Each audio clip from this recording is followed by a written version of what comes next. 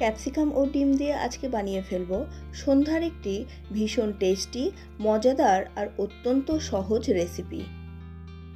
নমস্কার বন্ধুরা, সঙ্গীতার life cycle চ্যানেলে আপনাদের সকলকেই আরও একবার স্বাগত।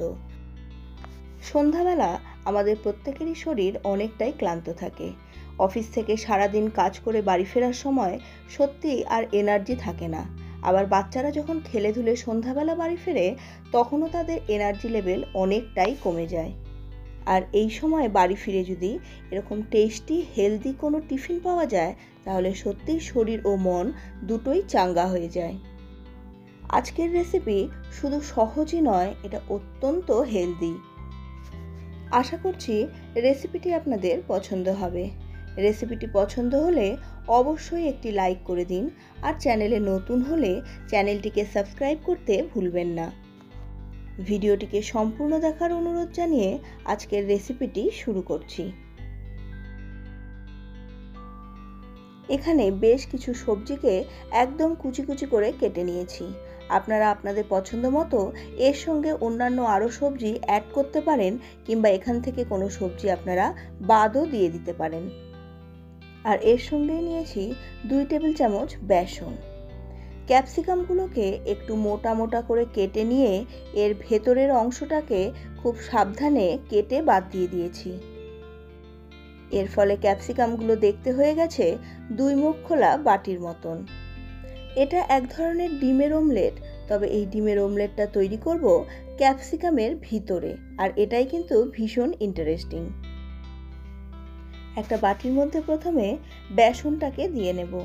বেসনের মধ্যে দেব সামান্য পরিমাণ লবণ ও হলুদ। এরপর বেসনটাকে একটুখানি জল দিয়ে ভালোভাবে গুলিয়ে নিয়ে এর মধ্যে 3টে ডিম দিয়ে দেব। ডিম দিয়ে এটাকে খুব ভালো করে ফেটিয়ে নিতে হবে। ডিমটাকে ফেটানোর সময়ই এর মধ্যে সামান্য পরিমাণ চিনি আর 2 টেবিল চামচ দুধ দিয়ে দেব। ভালো করে ফেটিয়ে নিয়ে এবার একে একে কুচি করে রাখা সমস্ত সবজিগুলো এর মধ্যে দিয়ে আবারও ভালো করে এটাকে ফেটিয়ে নিতে হবে। এইবার তাওয়া গরম করে এর মধ্যে দিয়ে দেব প্রথমে সামান্য পরিমাণ বাটার। আপনারা বাটারের বদলে এখানে রিফাইন্ড অয়েলও ব্যবহার করতে পারেন। বাটারটা গলে গেলেই এবার ক্যাপসিকামের একটা রিং এর মধ্যে দিয়ে দেব। একদম ধিমি আঁচে এটা রান্না করতে হবে, নাহলে ক্যাপসিকামের ধারগুলো পুড়ে যাবে। ক্যাপসিকামের একটি ধার ভালোভাবে ভাজা হয়ে গেলে এটাকে উল্টে দিয়ে অপর দিকটাও ভালো করে ভেজে নেব। এইবার এখানে গুলিয়ে রাখা ডিমটাকে অল্প অল্প করে মাঝখানে দিয়ে দেব। ডিমটা একটুখানি বেরিয়ে যেতে পারে, সেটা নিয়ে ভাববার কিন্তু কোনো ব্যাপার নেই। একদম লো ফ্লেমে এবার এটাকে ঢেকে দেব। এর ফলে নিচের লেয়ারটা যেমন তাড়াতাড়ি হয়ে যাবে, সেই রকম ওপরের লেয়ারটাও কিন্তু অনেকটাই তাড়াতাড়ি জমে যাবে। মিনিট খানেক পরে ঢাকনাটা সরিয়ে এবার খুব সাবধানে এটাকে উল্টে দিন।